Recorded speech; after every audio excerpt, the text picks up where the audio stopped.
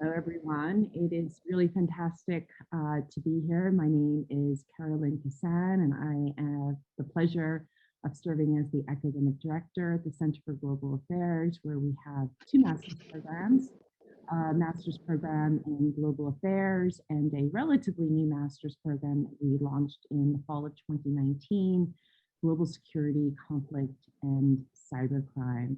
And today we are here to talk about careers in government. We have four outstanding panelists joining us. Three are graduates of the Center for Global Affairs, and one is a current student who will be graduating in May of 2022. And really delighted that they accepted the invitation to join us and to talk to us about their work, their trajectory, give everyone that's on this call in this meeting some advice about sort of steps that they took, that they recommend, and we're just going to have I know will be a great conversation. So let me go ahead and introduce our four panelists. And before I do that, I also just want to say that in addition to our two graduate programs, we also have an array of wonderful public events, such as this one right now, where we do a lot of faculty events that really cover the variety of different issues in global affairs that cross our two graduate programs. We also have a very robust array of professional pathway programs, non-credit certificates, and special programs. And for today, we are really just so lucky to have Greg Viola. Greg is a Foreign Service Officer with the U.S. Department of State. We caught him at a very good time because he's currently in Virginia, but he will be heading into the field again, and he will talk to us about that. We have Mariama Tiero, who's the founder and CEO of NK Inc. Consulting. She's also a former director of communications and outreach at USAID. She has just a fantastic background in government, so excited to talk to her. Valerio Dalla Torre, who's a policy advisor to member of the European Parliament on transport and tourism policy. And Valerio is going to have to leave a little bit early, so we're going to have to get all of the questions into him. But he is heading off to Madrid, so he's currently sitting in Brussels, and will be departing the session a little bit early for Spain. And we have David Betres, who is the Protocol in the United Nations General Assembly Coordinator for the U.S. mission to the United States. Okay, so let's jump in. So let's get started. So Greg, we're going to start with you. So tell us about what you're currently doing, and tell us a little bit about sort of your trajectory to your current position. Sure. So hi, first of all, thank you for having me. I told Dr. Kissane when she asked me to do this that I remember when I was in the program attending one of these that a foreign service officer spoke to. So, and I'm very happy to repay that favor. So I am a foreign service officer. I joined the Foreign Service in 2015. I finished my previous tour, which was in Zagreb, Croatia, in July. And I'm now here in Virginia at the Foreign Service Institute in long-term training, learning Albanian. I have to be fluent in Albanian by next July, when I will go to the embassy in Pristina, Kosovo, and I will be a political officer there. I thought, you know, what a Foreign Service officer does changes depending on, really depending on the day of the week and what issue is pressing. But it also varies very much based on what post you're at and what the priorities are there. So I thought I'd just talk very quickly about the 5 career tracks that there are for Foreign Service officers, with the understanding that Foreign Service officers are generalists and expected to be able to do all of these jobs. But over the course of a career, you have one career track. So there's consular affairs, consular officers issue immigrant and non-immigrant visas overseas, and also do American citizen services, where help with Americans who may anything from losing their passport to getting arrested to sick or hospitalized or dying, and providing assistance to them. Public diplomacy officers obviously do public affairs, media affairs, and also cultural affairs programs like the Fulbright program. There's the management track. They take care of the nuts and bolts of what goes on overseas for the embassies, HR and financial management stuff. Also, the vast amounts of property the US government has overseas, like the embassy compound, the houses we all live in, motor pool, that sort of stuff. And then the last two tracks are called reporting officer tracks. That's economic and political. That's what I do. The job for both of those tracks is more or less the same. They just look at different types of issues.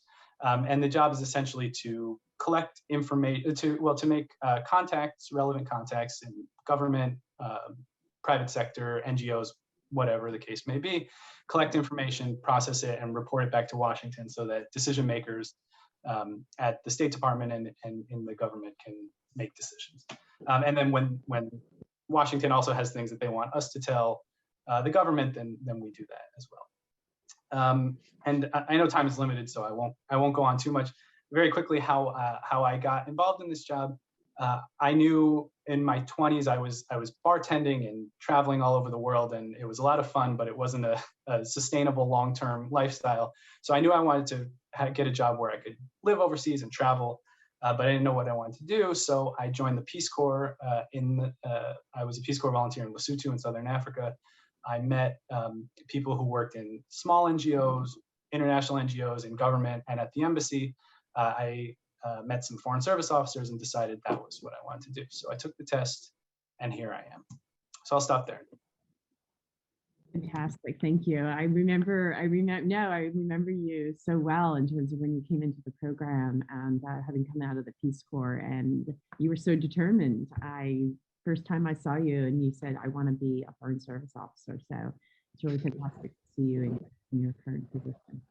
Mariama, over to you. And you've been in the White House, right? You were a White House intern. I think you've just done so many different things. So really excited to hear about your trajectory and what you're currently doing, right? Because you pivoted. Yeah, again, I echo Greg's comments in saying thank you for providing this opportunity. And I will say, it's very interesting. I've always been this unorthodox person approach to my career path. But I think the common themes and threads that are always meaningful for me was I was always passionate about writing and storytelling. Communications was always my strength.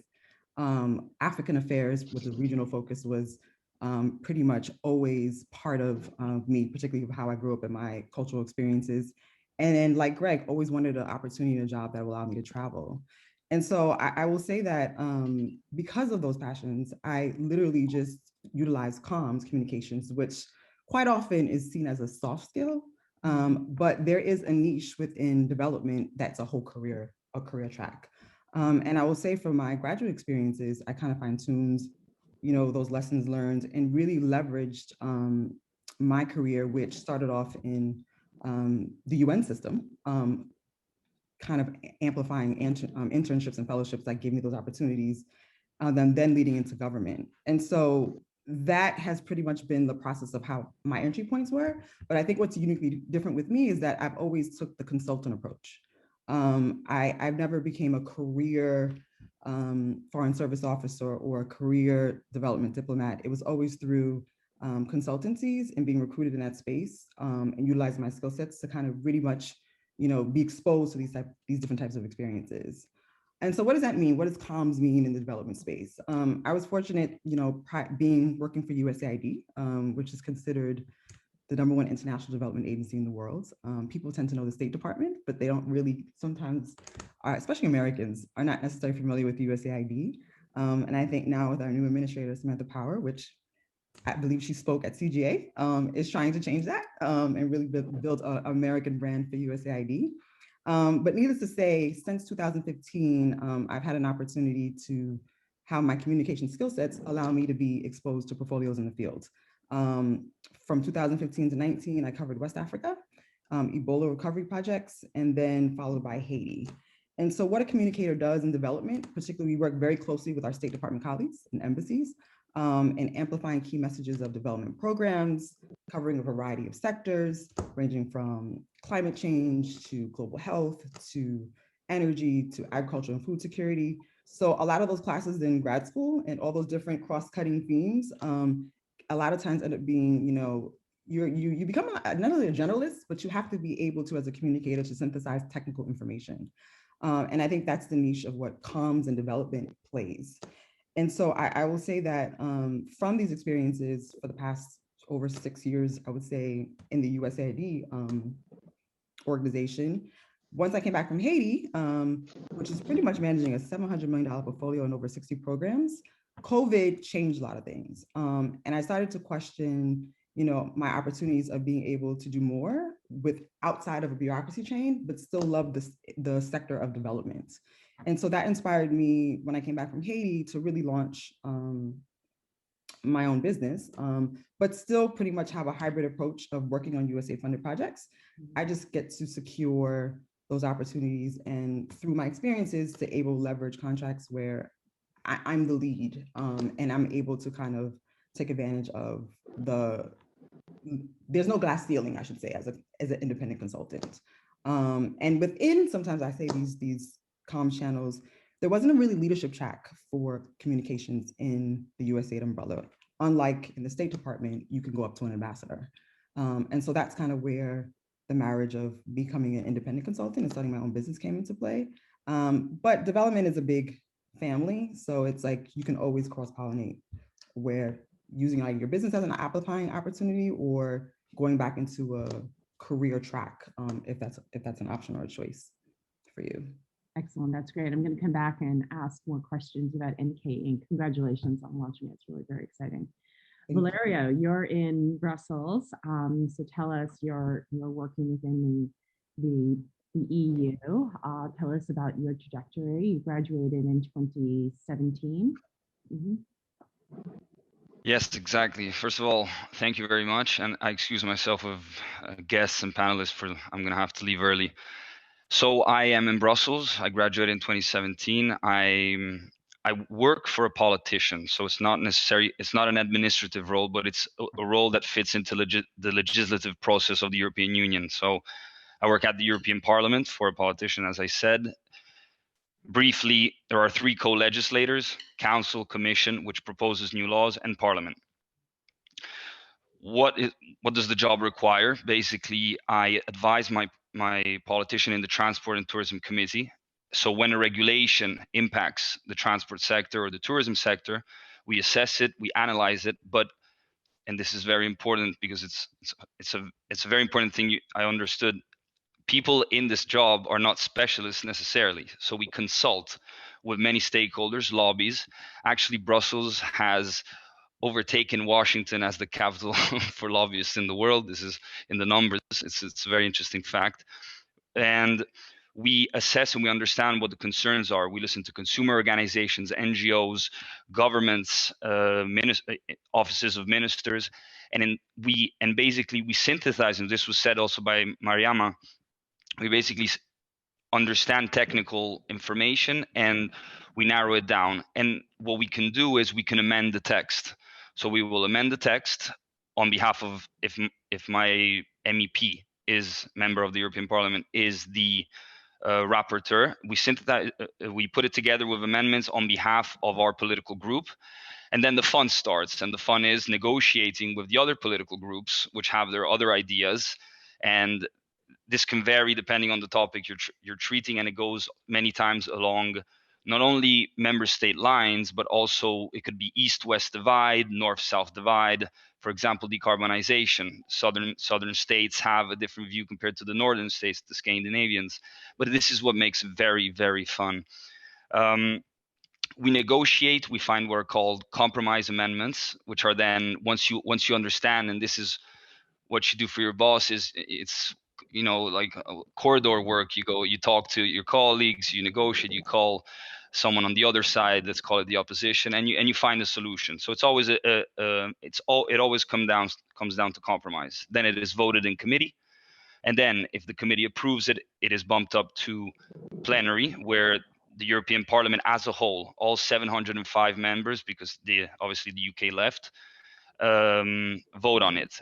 And from then on, there are the trilogues, which means tripartite negotiations, council, commission, and parliament. And that's where, in the end, a final agreement is formed, which is revoted and eventually passed. What brought me to this, I want to say this because I think maybe some people out there are confused. I did not have a clear idea of what I wanted to do. I knew what I liked. I knew what I didn't like. I was surely also insecure on many things, on my skills and abilities, but I believed in the European project. And when I had an opportunity for an internship, I came over here from New York, directly from the program.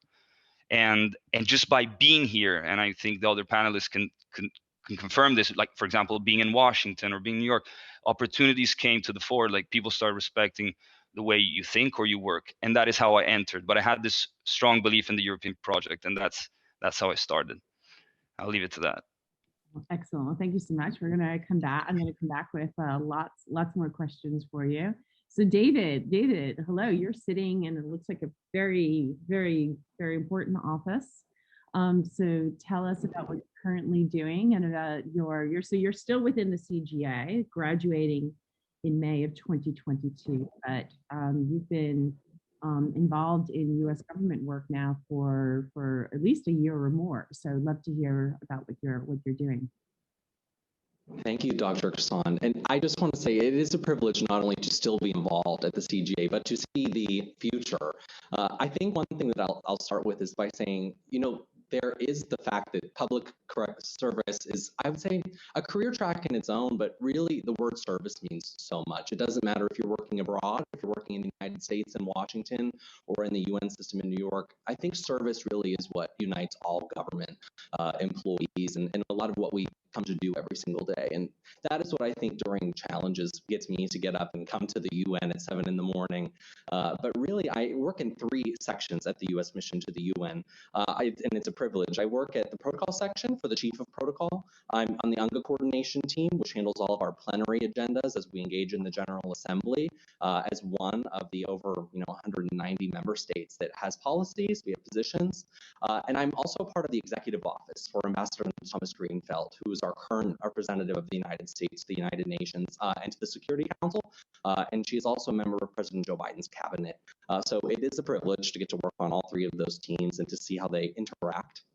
And just to kind of give another edge to Greg's sword, most of the people who work at this mission are civil servants who are members of the civil service. So there are, multiple tracks, I would say, that you can find a way into the government. I started at the Foreign Service Institute as an intern and as a contractor, and I moved over to the U.S. mission to the UN in a similar capacity.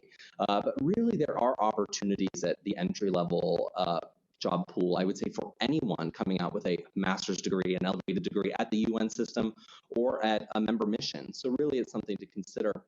But the last thing I would say is that, as every other speaker was kind of mentioning their careers, coming from the embassy in Haiti, getting ready to go to Albania, going to the Foreign Service Institute for language training, or being a consultant like myself, I think that all of us overlap in a lot of ways. And I would probably say that in a career public service, you will, again, build that network, build those connections. But I think being at the CGA, that is the privilege. It is, you get to start these connections early, you build those bridges, and you learn from everyone around you. I will probably learn more from this call than I will contribute. So it is an honor and a pleasure to be here. So thank you, Dr. Kissane.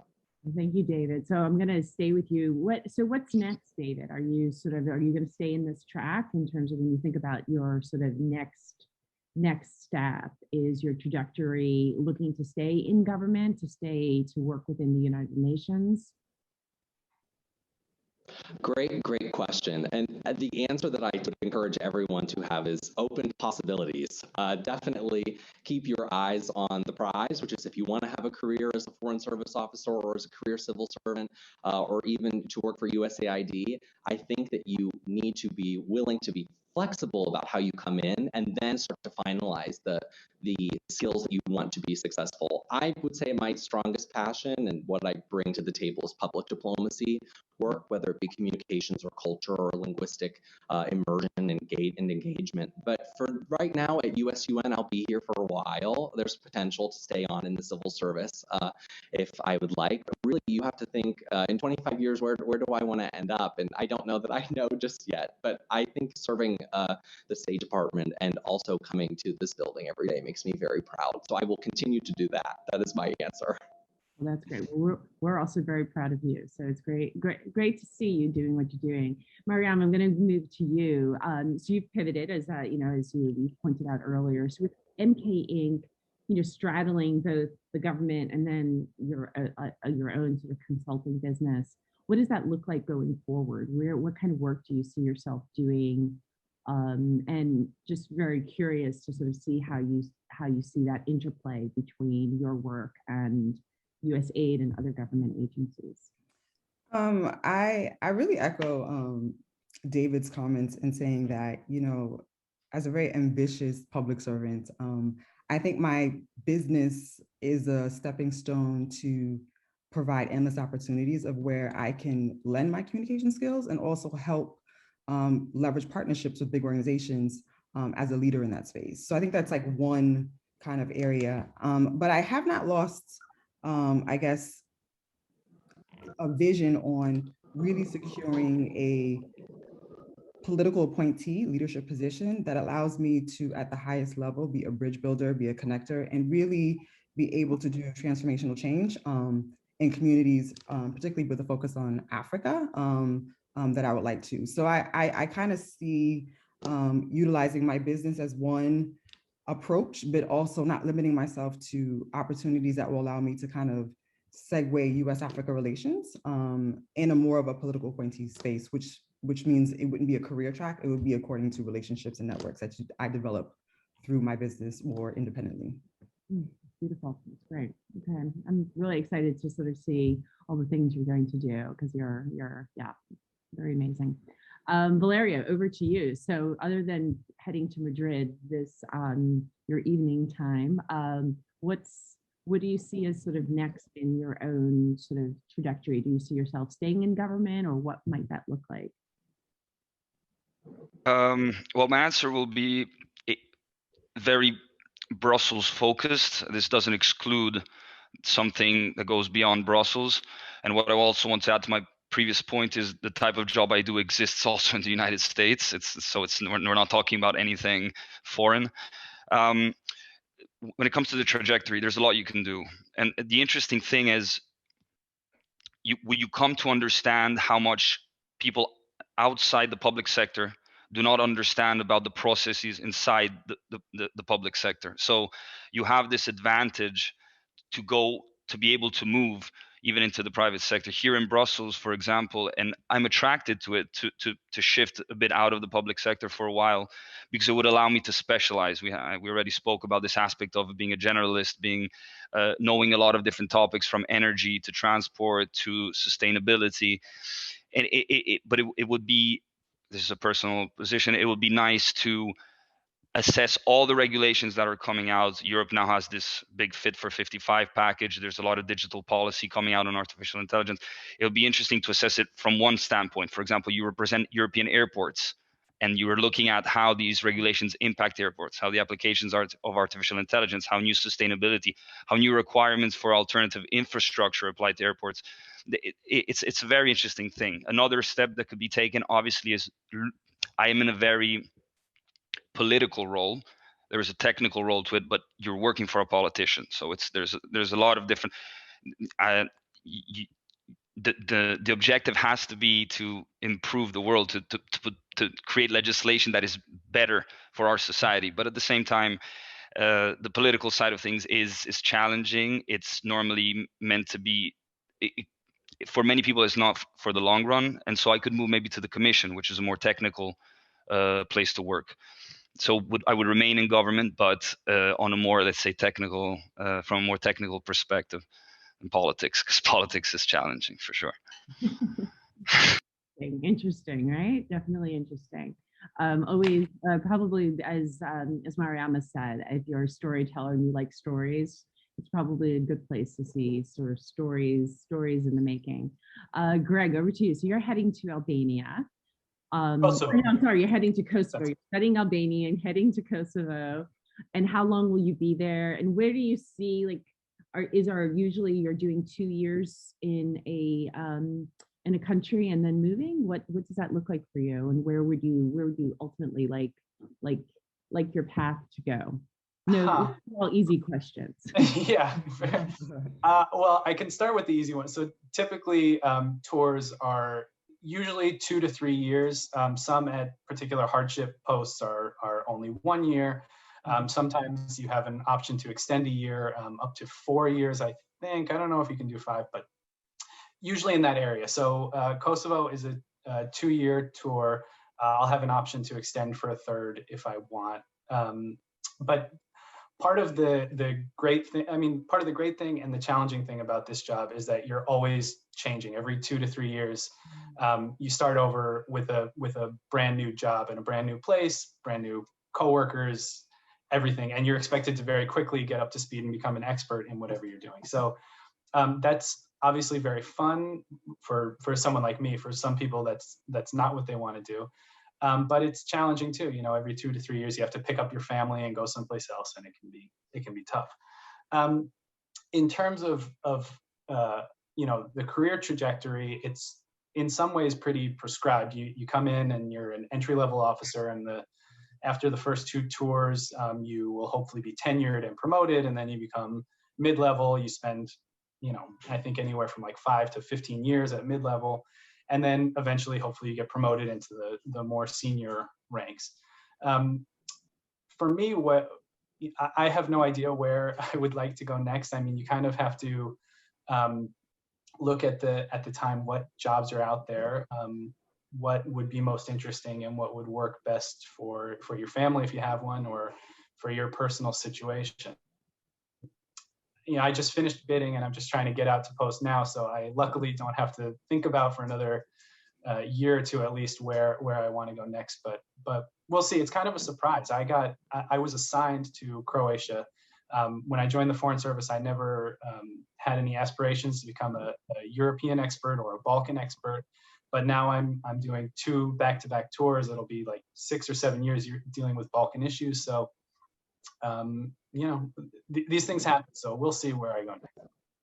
Excellent. So I'm going to stay with you, and then this is a question for everyone. So what are the skills that you see are important or necessary for the type of work you're doing, or the types of, we have a lot of students here who maybe have aspirations to work in government.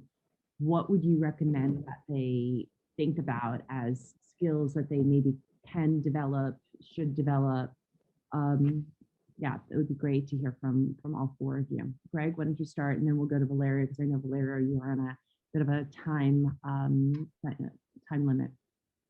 Sure. Well, for the Foreign Service, and I'm so glad that David mentioned the civil service, and I mean, Foreign Service, and also Mariama mentioned USAID. I mean, Foreign Service tends to get a lot of the limelight about working at the embassies, but there are so many different agencies and different parts of an embassy and part of the State Department's mission, and other agencies that contribute to it. So I'm focusing on the Foreign Service because that's what I do, but there's so much more than just us going on. But what does the Foreign Service specifically look for?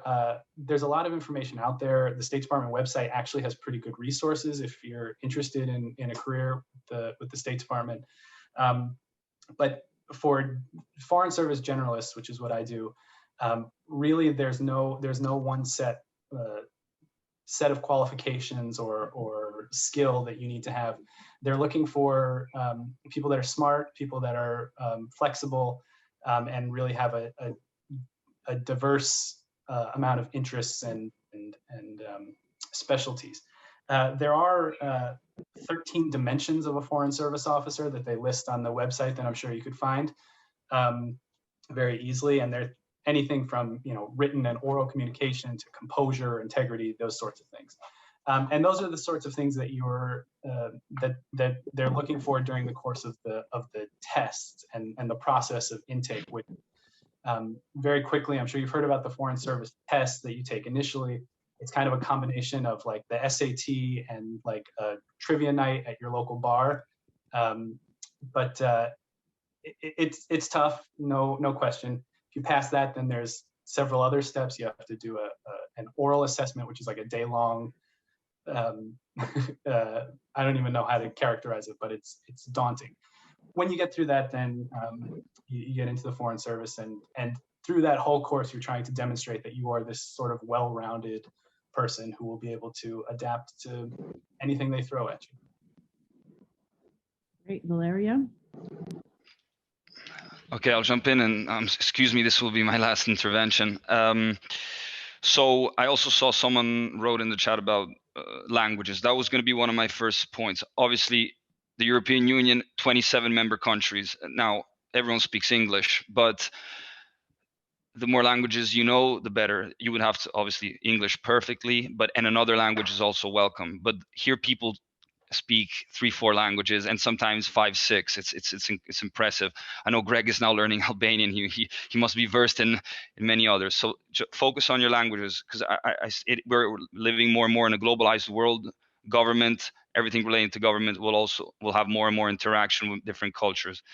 The second thing is, in my case, so if you want to go into policy, you have to know really well the legislative process of the United States, of the European Union, of your country of origin.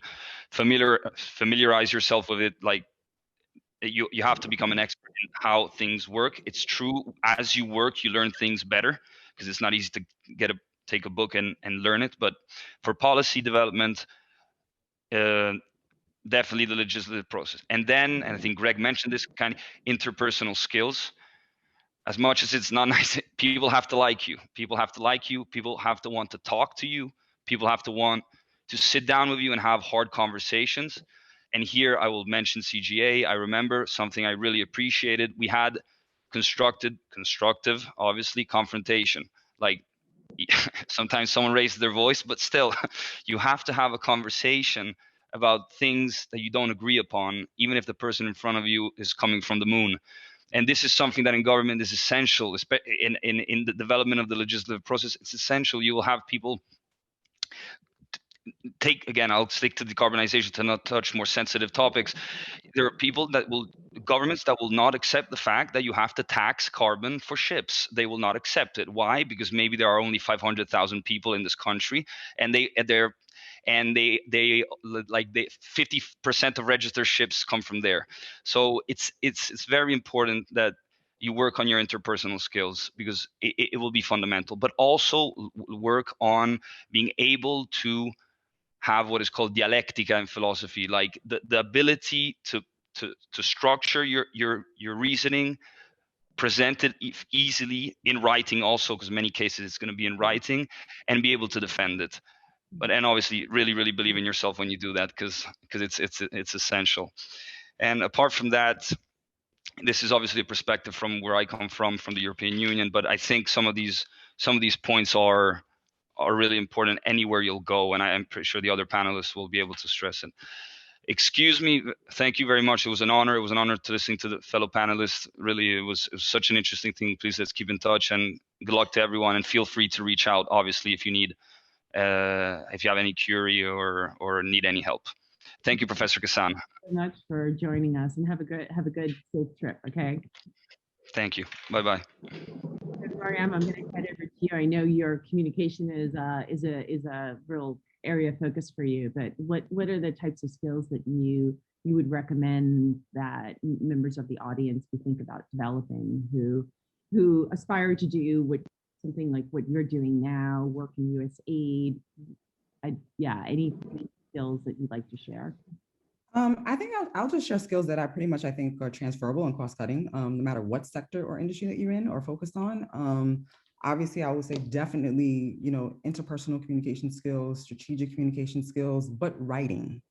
Writing is so important. And I think a lot of times that's overlooked when it comes to when people have a technical expertise. being able to communicate in a way that people understand, whether it's data, whether it's subject matters, expertise I think is key.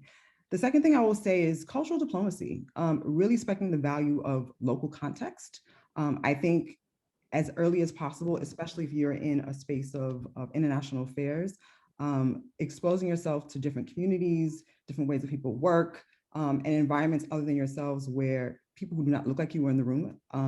It's really important to kind of have that level of understanding and value, because when it comes to creating policies and different type of legislation or even just storytelling, that local narrative is important. And that's what gives its I think, weight and really a holistic approach to how development can be done better. The third thing that was mentioned is definitely languages. That's key. And I think particularly if you want to go, if you do a foreign service track, going into hardship posts, you can actually leverage leadership really quickly if you choose to go to places that no one wants to go to, but also at the same time, master language skills that can give you those opportunities, as opposed to going to countries like maybe Italy or the south of France as a tour, as an option. And lastly, I'll say, because my approach has always been a consultant, that's the mechanism that I've always followed since grad school.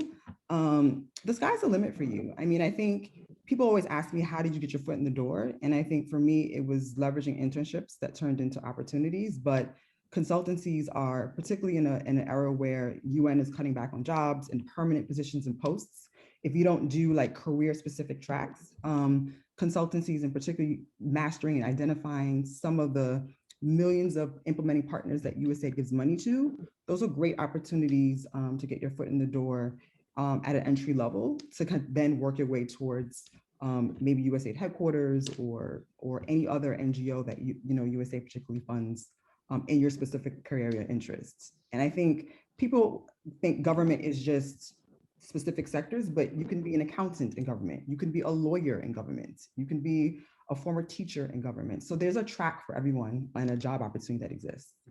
That's great, thank you. Excellent advice. David, skills, what would you recommend?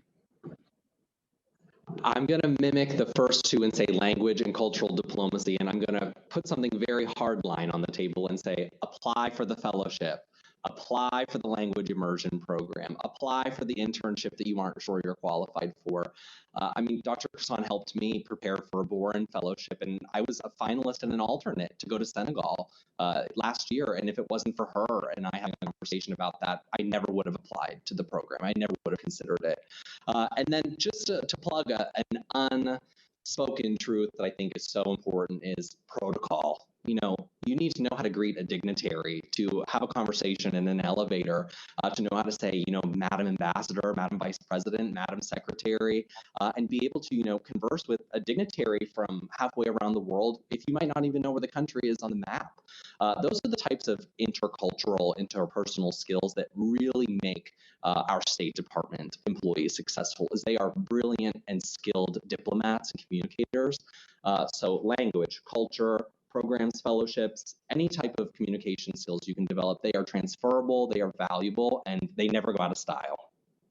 Okay, so I'm going to stay with you, and this is going to be a question for all three of you. And for those of you in the audience, I see that questions are coming in. That's excellent. Anyone else that has a question, please do share, and we'll try to make sure we get to all the questions.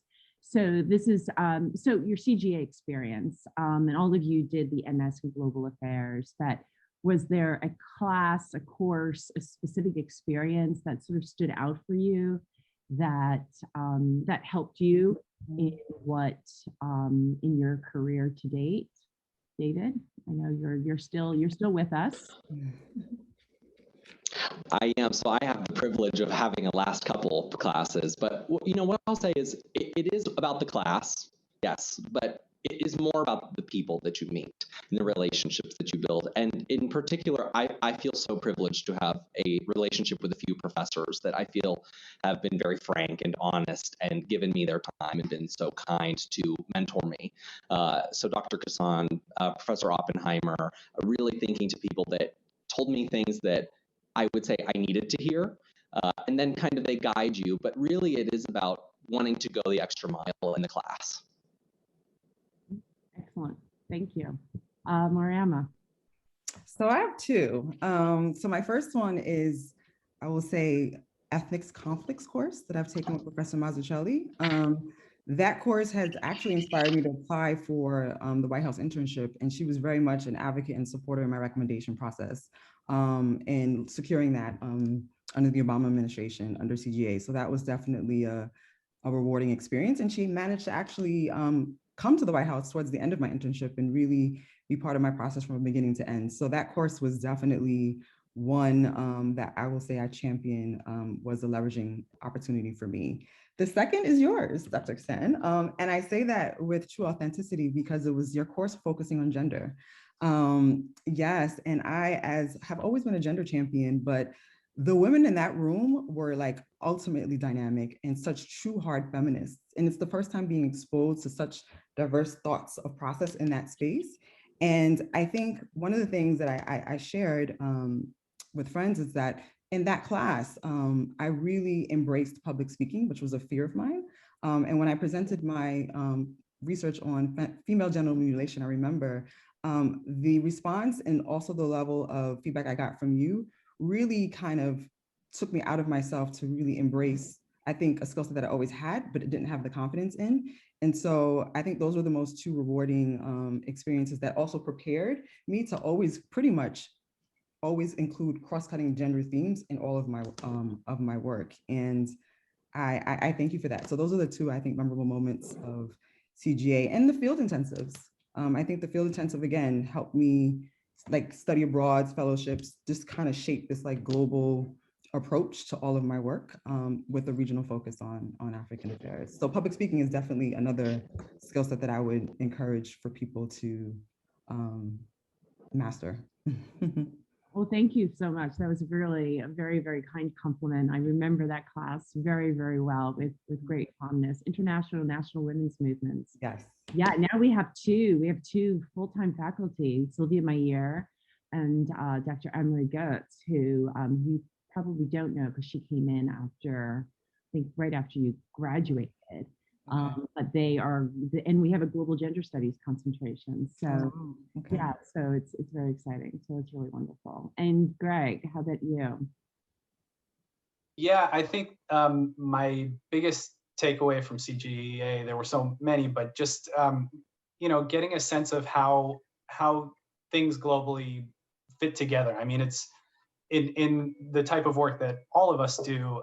You're never going to be an expert on all the many things that we kind of touch on a day-to-day basis. So just kind of understanding where the levers of power are, what the big relevant overarching themes are, and how different world powers or different interests kind of look at them.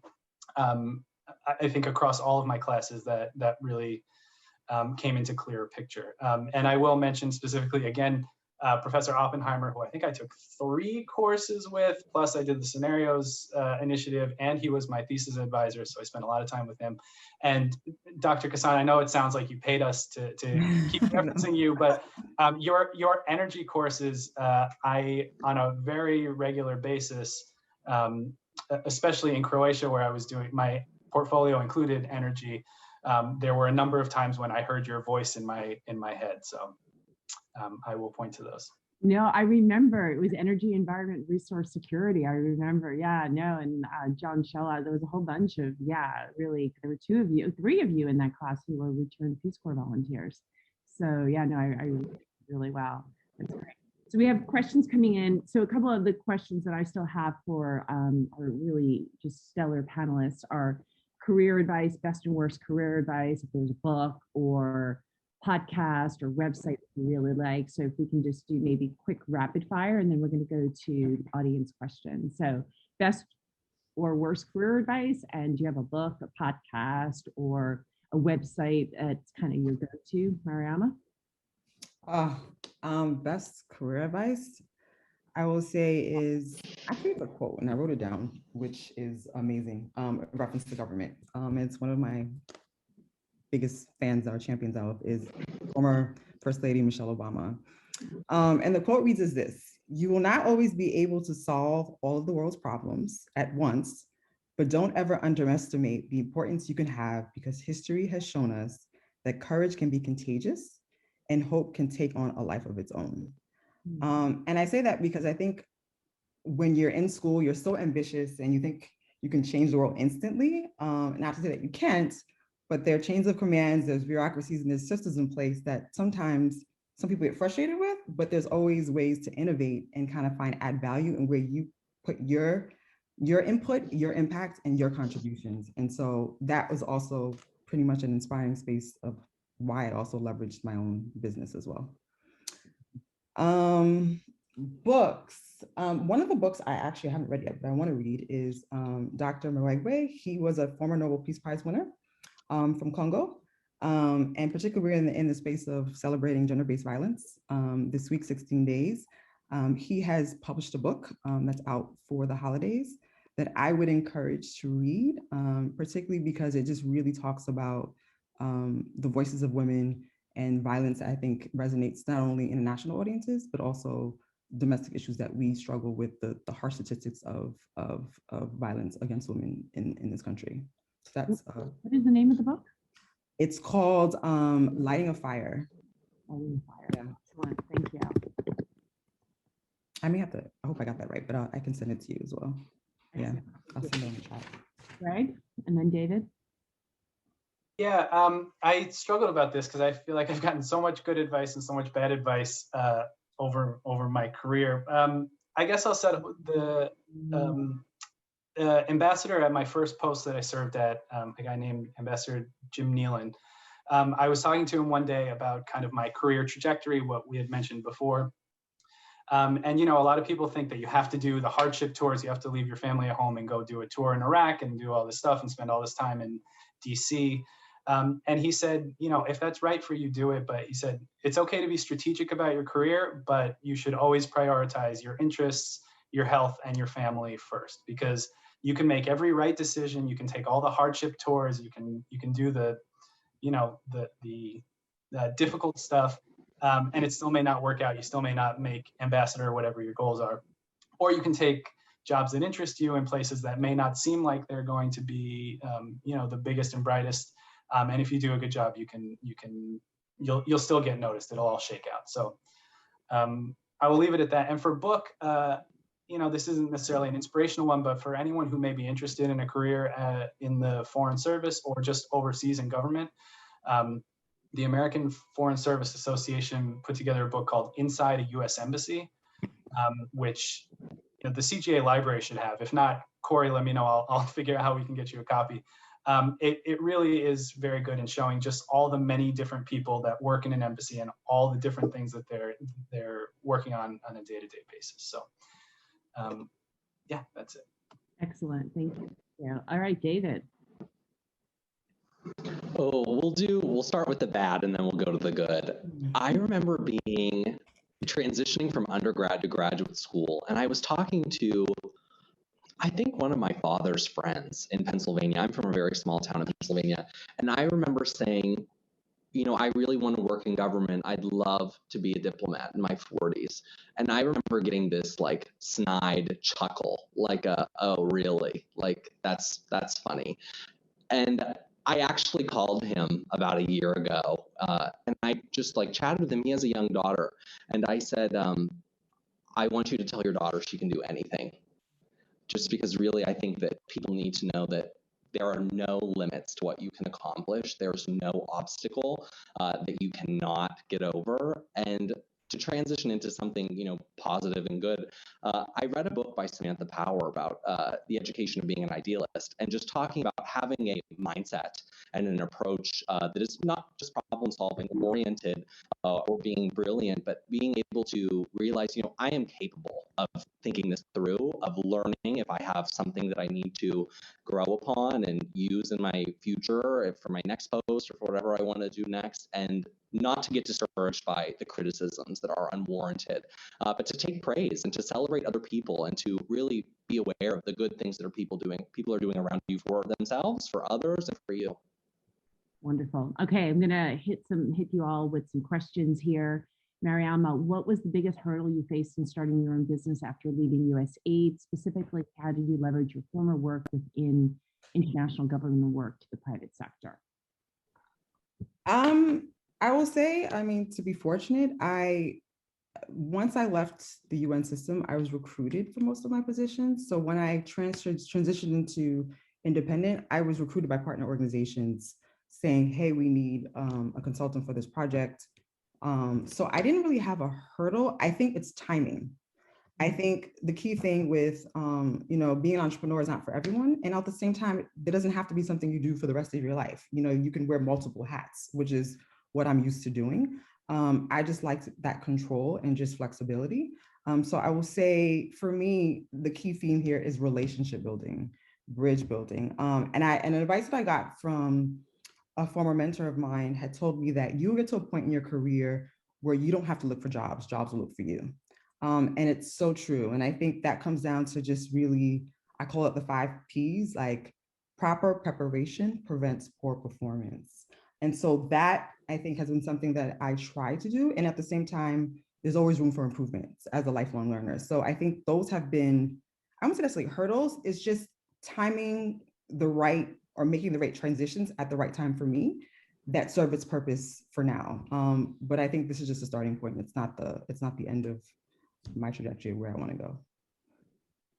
So there's a question about age limit for working in international affairs. I guess like the quick answer is there is no age limit, but I know that there are age limits for certain areas of the government, right? So Greg, do you wanna take that?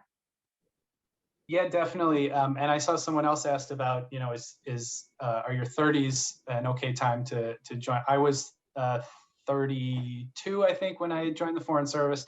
And I have colleagues, some certainly right out of grad school, but they're also colleagues of mine who started in their 40s and their 50s.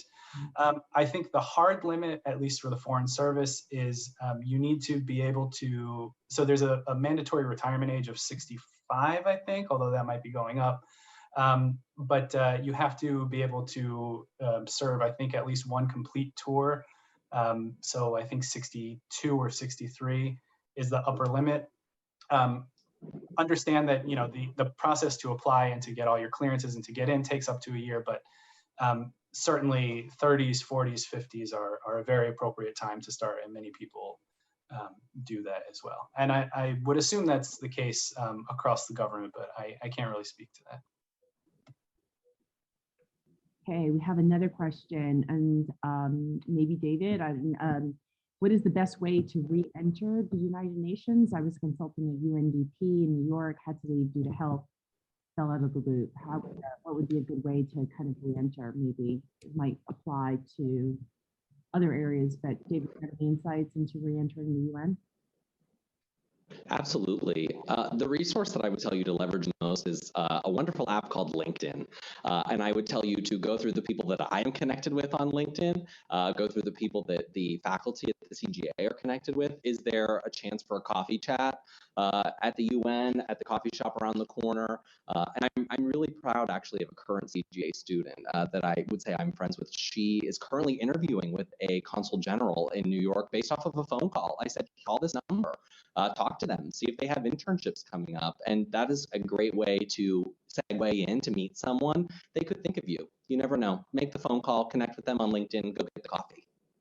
Excellent. If I can just interject there, I also, when I was through CGA, I got an internship at the Canadian consulate in New York with Kavoy, you remember Dr. Kissane.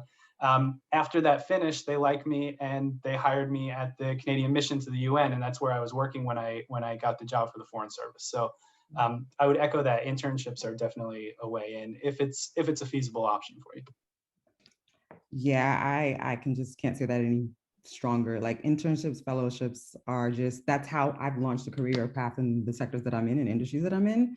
And I will also say LinkedIn as well. My 2 current contracts that I have under my business came from LinkedIn. So it's definitely, and I will say not only LinkedIn, but also the paid prescription of LinkedIn, where you can customize, you can target, and you can have recruiters specifically reach out to you according to how you set up your page and sell your unique selling points. Excellent. That's great advice from all of you. So what advice do you have for those who are looking for a career change, coming from a completely different sector, education, to transition to a career in government? Who would like to take that? I can take it again. Speaking for the Foreign Service, do it. I think David mentioned before. You know, any of these things that you're thinking of applying for, fellowships, internships, certainly the Foreign Service. Do it. You've got nothing to lose, and I would say do it now too. For the Foreign Service, it's an extremely competitive process. There's between like 50 and 250 new officers accepted every year, out of something, I don't know exactly what the current rate is, but I think it goes up to like 40, 50,000 a year. So that's more competitive than, you know, than a lot of other things. So it's very common to have to take the test and go through the process several times. I myself had to do it 3 times, which I think is about average. Many of my colleagues, it took them 6 or 7 times to finally get through to the Foreign Service. So do it now. You kind of got nothing to lose. I would also like to add to that and say that, which I haven't mentioned, there is a Foreign Service for USAID as well. And so that process is another, you know, channel of operations. There's also, you know, the US Chamber of Commerce. There's different government agencies that have their own version of Foreign Service.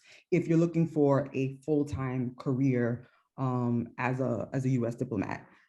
There's also looking at all the partner organizations, and this is take a little research on figuring out a short list of what are the top 10 or top 3 companies I want to work for, or ideally like, or sectors I want to see myself in. And then I think once you create a blueprint or a strategy of where you want to go, then you have to figure out, okay, how am I going to get there, right? Is it through entry-level jobs? Is there a professor that knows someone that works there? Or so it's like kind of like coming up with a strategy of how you want to transition, but I think you have to kind of figure out and narrow down where you want to target and as far as career mechanisms and skill sets, and kind of make that connection. Great. We have time for one quick last question. So thank you for this opportunity and for sharing your experiences. This is for everyone. What would you recommend for students who are interested in a career in global affairs but confused about the area to focus? What set of skills should the person develop? I know you covered skills, but you know, we've heard things about AI, climate, transportation, development. Is there, you know, speaking as someone, you know, who's within the CGA, right? We have 8 concentrations through specializations and your cyber masters. Is there an area of global affairs that any or all of you would say this is a really interesting area right now that's like worth diving into? I guess I'll start and say, do what you love. Every day I get up and I get excited to do what I do. I like kind of skip down to the UN every day. It's actually quite a sight. I would tell you that sexual orientation and gender identity. I believe yes, it. I live here. Sexual orientation and gender identity, or UN SOGI, that is such an area of upcoming research, of upcoming publication, and it is of huge importance for the future of global affairs. Great. Mariama or Greg? I will say what are topics that are areas that are of great interest and funding and support: climate change, cybersecurity, democracy and governance. I mean, I think it's pretty much all, but yeah, I think no one can pick what you like. Sometimes you have to take jobs that think you may like it, and through process elimination, you realize, okay, this is not what I want to do, but you kind of have to, you should start that process early. And if you can do it while you're in grad school, that's the advice that I would get, whether it's a part-time job, a hobby, volunteering. And I think that's one of the things I utilize as an opportunity to figure out where in comms I want to go into, what areas or niche that I liked. But for some people, they don't have that option to do interns and free type of learning experiences. So again, it's just like fail early, but just keep doing everything until you figure it out what it is, what you like and what your passions are. Yeah, and I would echo what David and Mariama said. I think it depends on what you want to do. There's something out there for all interests. In my particular job, you kind of, like I said, you get to get a little of everything. But I would recommend, you know, the life of a diplomat or anyone that works overseas, frankly, it can be tough as well. And while there are a lot of benefits, there's a lot of really hard stuff that comes with it too. It's not a lifestyle for everyone. And you sometimes don't really know what it's about until you get your hands dirty, so to speak. So I would recommend, if there's any way, either through an internship or, like I did in the Peace Corps, I was able to see up close what an embassy does, or if you can even befriend someone, reach out to someone who will give you kind of, the real deal of what it's like. I would recommend that. There's nothing to say once you join the Foreign Service or USAID or the Foreign Commercial Service, you're not married to it. I mean, you can always get out, but it takes a lot of time and a lot of effort invested for something that may not be for you. Well, I just want to extend my sincerest thanks to the three of you. So grateful for you taking the time today, for sharing your expertise, your experiences, really wonderful advice. Really, and I am so deeply, deeply delighted also to have had the chance to see you. I know it's over Zoom, but it does give me like immense joy to see how well you're all doing, how you're, very much living up to the mission of the CGA, creating global citizens who will change the world. And yeah, so continue doing the fantastic work that you're doing. And again, thank you for your time today and for so much of what you shared. Really appreciate your generosity. And thanks to everyone who joined in the audience. Really appreciate your great questions. Everyone stay safe and well. Thank you.